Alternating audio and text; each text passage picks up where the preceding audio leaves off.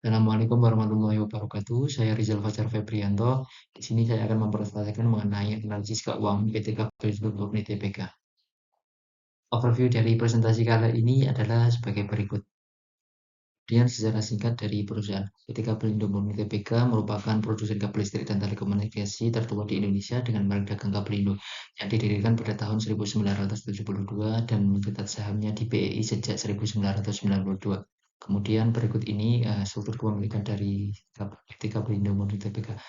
Yang dapat diketahui bahwa kepemilikan saham didominasi dua entitas besar yaitu PT Mesindo Agung Nusantara dan PT Sibadak yang masing-masing kepemilikannya sekitar 34%.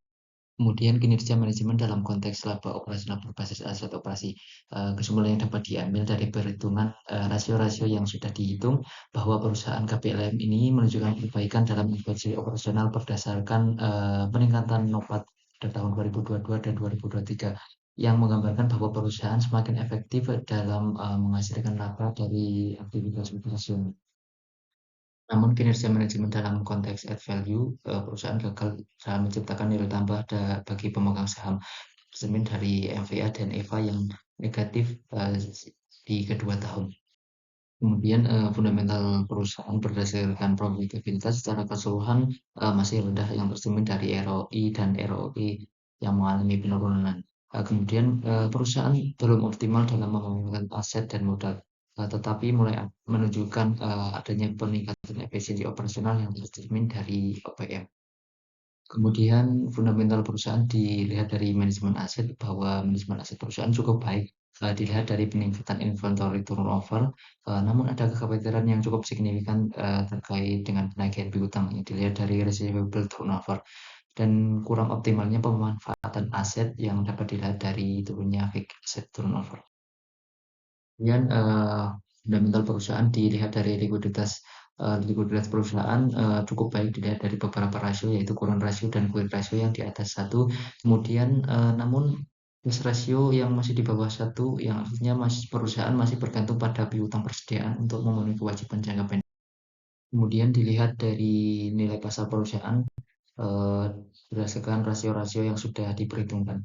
Jadi nilai pasar perusahaan cenderung masih rendah, yang artinya bahwa investor belum melihat potensi pertumbuhan yang signifikan dari perusahaan.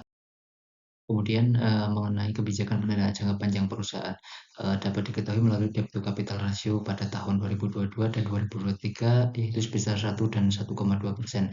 Yang artinya bahwa PT Kapelindo Murni Tbk lebih memilih menggunakan pinjaman bank jangka pendek sebagai sumber dana utama dibandingkan instrumen jangka panjang atau pendanaan dari pasar modal. Kemudian teori struktur modal yang relevan dengan kondisi PT Kapelindo Murni Tbk yaitu menggunakan teori pecking order yang artinya bahwa pendanaan internal menjadi prioritas utama diikuti oleh penggunaan utang dalam jumlah terbatas dan tanpa adanya penerbitan saham baru. Kemudian mengenai kebijakan dividen perusahaan yang dapat dilihat dari dividen payout ratio tahun 2022 dan 2023 sebesar 0% dan 29%. Dividen payout ratio sebesar 0% berarti bahwa perusahaan tidak memberikan dividen pada tahun 2022. Yang selanjutnya relevansinya dengan sinyal teori bahwa kebijakan ini memberikan sinyal positif bagi investor serta memberikan sinyal strategis untuk pertumbuhan jangka panjang yang dicerminkan dari pembagian dividen sebesar 29%. Artinya sisanya digunakan perusahaan untuk reinvestasi. Kemudian kesimpulan yang dapat diambil yaitu yang pertama kinerja perusahaan dalam konteks laba operasional berbasis aset operasi menunjukkan adanya perbaikan efisiensi operasional. Dan yang kedua fundamental perusahaan berdasarkan profitabilitas secara keseluruhan masih rendah. Kemudian manajemen aset cukup baik dan likuiditas perusahaan cukup baik. Namun nilai pasar perusahaan masih cenderung rendah.